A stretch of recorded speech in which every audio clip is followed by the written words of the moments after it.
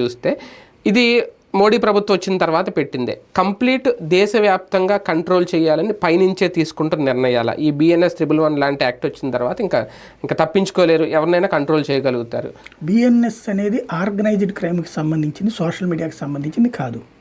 ఇది ఫస్ట్ గుర్తుపెట్టుకోవాలి. సుప్రీంకోర్టే social media మీద కేసులు పెట్టడానికి వీలేదని తీర్పులు ఇచ్చింది. ఈవెన్ అనేక మందికి ఎగ్జామ్షన్ ఇచ్చింది. కేంద్రం దాకా కూడా పోయి ఎవరిని అరెస్ట్ చేయడానికి వీల్లేదు అన్నటువంటి.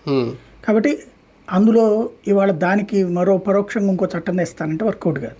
ఇప్పుడు అది పెట్టింది ఏంటంటే నక్సలిజము, తీవ్రవాదము, లేదంటే డ్రగ్స్, ఇట్లాంటి ఆర్గనైజ్డ్ క్రైమ్కి పెట్టే సెక్షన్ని ఇక్కడికి తీసుకొస్తున్నారు.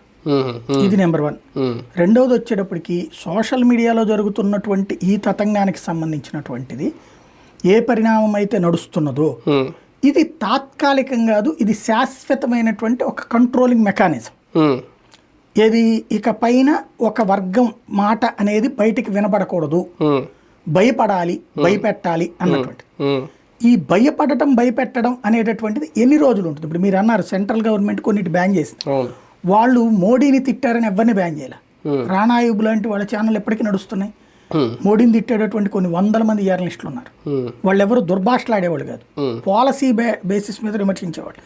వేటిని బ్యాన్ చేశారంటే దేశానికి వ్యతిరేకంగా, పాకిస్తాన్కి అనుకూలంగా, లేదంటే దేశాన్ని